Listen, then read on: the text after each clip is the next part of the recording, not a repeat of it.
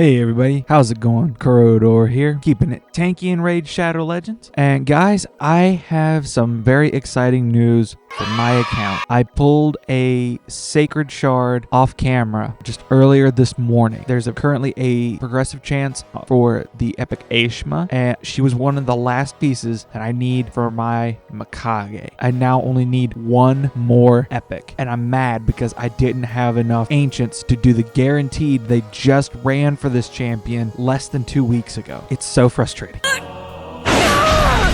But I'm excited because now I only have one more to go before I get my first mythical. When I got that Ashma and I was sitting there looking at all of these champions, I started thinking about epics and how valuable they are on an account, especially early on. And I started thinking about content creators who actually, there are some out there who believe that you should feed your epics. I have an equation. Oh, this will clear it up. Before empowering or maxing your faction guardians or what have you. And that mentality honestly is foreign to me. So what I thought I would do is look at 5 epic champions that have really helped me progress my account as I've grown throughout my Raid Shadow Legends journey. So here's what I've got in terms of epics right now. I quite enjoy epics. I honestly keep an unnecessary amount of them, but I think they're incredibly valuable and worth keeping a hold of, unless you're like some top tier Kraken who has +4 mythicals or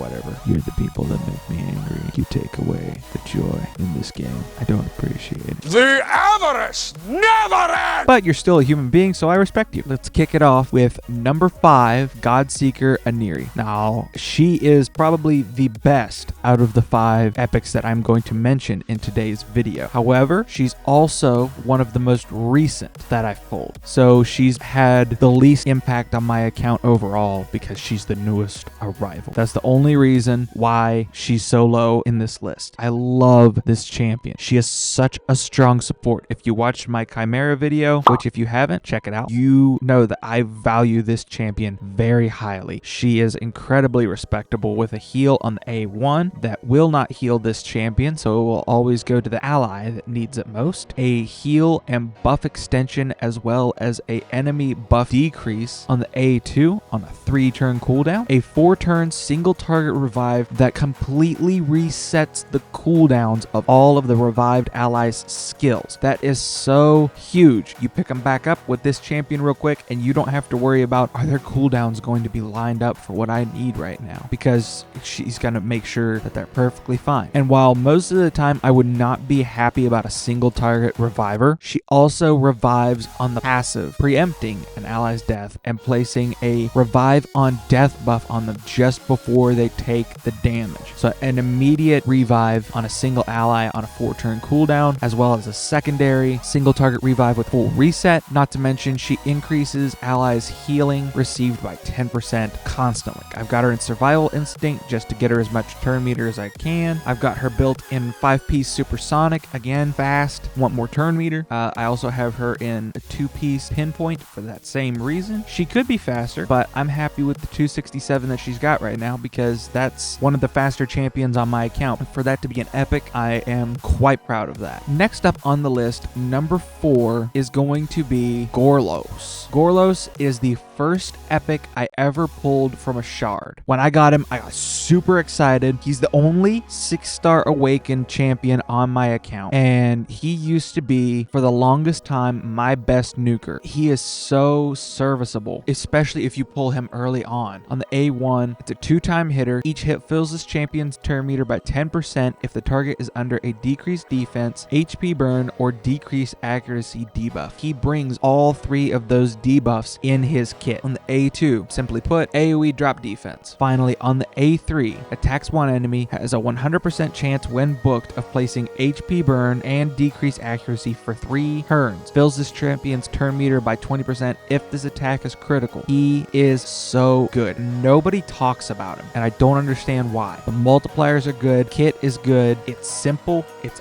effective. People write him off as just a decreased defense champ for faction wars, but if you get him early on, he can be so much more than that. Until I pulled Corvus the Corruptor, in fact, he was my top damage dealer in Clan Boss. He also has a nice Doom Tower attack aura. I would recommend using him on Doom Tower waves if you don't have a better option. He is just a very solid epic that nobody talks about and I think deserves a mention. Number 3 on the list is going to be the surprise level 50 pick of Gorgorab. Gorgorab is a mini Arbiter, and he is so serviceable, more so for early progression, and that's why he hasn't progressed to 6 stars on my account. You will get perfect amounts of value out of this champion at level 50, assuming you have good enough gear. And before you have Arbiter, this guy is amazing. On the A1, he attacks one enemy, has a 75% chance when booked of removing a random buff. If you get in that situation where you've got the annoying block damages, counterattacks, unkillables, especially in situations like faction wars with those enemies that will die and then come back with unkillable. On the A2, budget Arbiter move fills the turn meter of all allies by 15% and places increased attack on allies for 2 turns. 3 turn cooldown when booked, only needs 1 booked. Fantastic move. It's a great opener for arena. It's literally Arbiter's move with half the turn meter. It's great. He was my arena lead for the longest time, up until I got my Arbiter, in fact. In the A3, revive all dead allies with 25% HP, then heals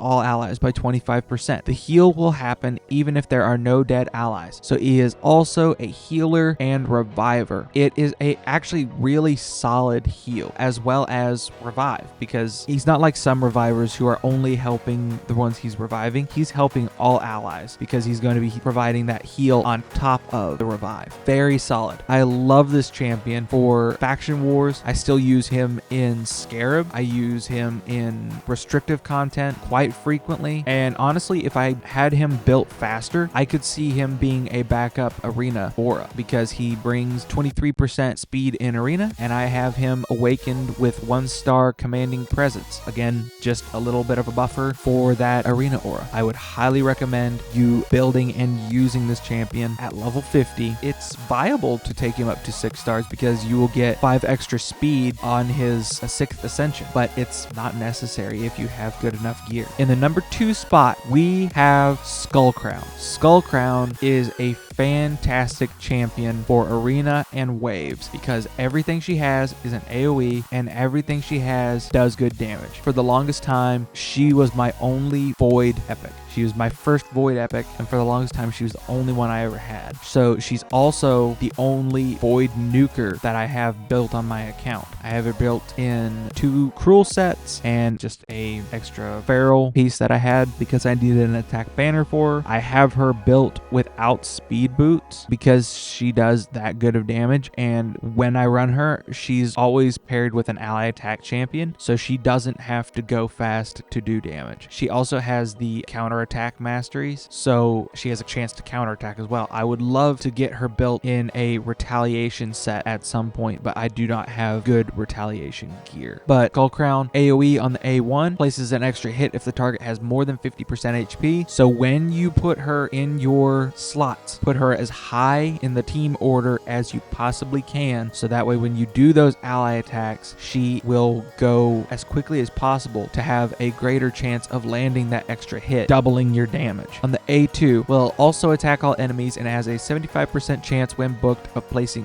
weaken for 2 turns. It's not consistent, so I don't classify her as an AoE weaken champ on my account, but it does a lot of damage. So once she finally does get a turn, you're able to drop this skill and do a lot of damage. Then she has 2 passive skills. I'm only going to talk about one because the other one requires her partner champ, which I don't have, so it's irrelevant for the topic of this video. But on the passive, she will place an unkillable buff on her for 1 turn every time her health drops below 20% on a 4-turn cooldown. This is a fantastic passive for last-ditch efforts. It's another reason why she can go so slow, because even if the enemy team gets a turn and nukes the entire team down, she will have this unkillable to protect herself myself and deliver one final blow, this has won me a lot of fights. Basically a Leo type move in an epic. She's got the same aura as Gorgorad, 23% in arena, so you can use her as an arena lead. And I have her 5-star awakened, so I went with Crushing Rend. Again, for arena purposes, you're only going to need those first 2 hits, more than likely. I highly recommend, even if you're mid-game, building up your Skull Crown. I want to give a quick shout out and honorable mention to Wuzgar. This champion saved my bacon in Fire Knight. He is a HP based Ogryn, and he is a good solid healer and a Fire Knight specialist. The A1 is a 4-time hitter, so you are busting down that shield very quickly. Each hit also heals the ally with the lowest HP by 2% of this champion's max HP. On the A2, heals all allies by 10% of this champion's max HP, and then places counterattack on this champion for 2 turns. On the A3, places a reflect damage buff and a shield buff equal to 20% of this champion's max HP on all allies. I would be wary of using this skill unless you're in a stage of Fire Knight that is hard enough that he's going to go through the shield when he attacks. And then on the passive, he restores destroyed max HP whenever this champion heals themselves or an ally. The amount of HP restored is equal to 30% of the heal. I also have him built with Phantom Touch, another chance at an extra hit to bring down that shield all the quicker. I have him built in Bolster, Speed, and Pinpoint just so I can get him fast and keep him tanky. But the number 1 champion on this list, to no one's surprise, is Geomancer. Geomancer is the epic king of raid. He will carry you in any kind of boss content. For honestly, with Chimera still being around, he could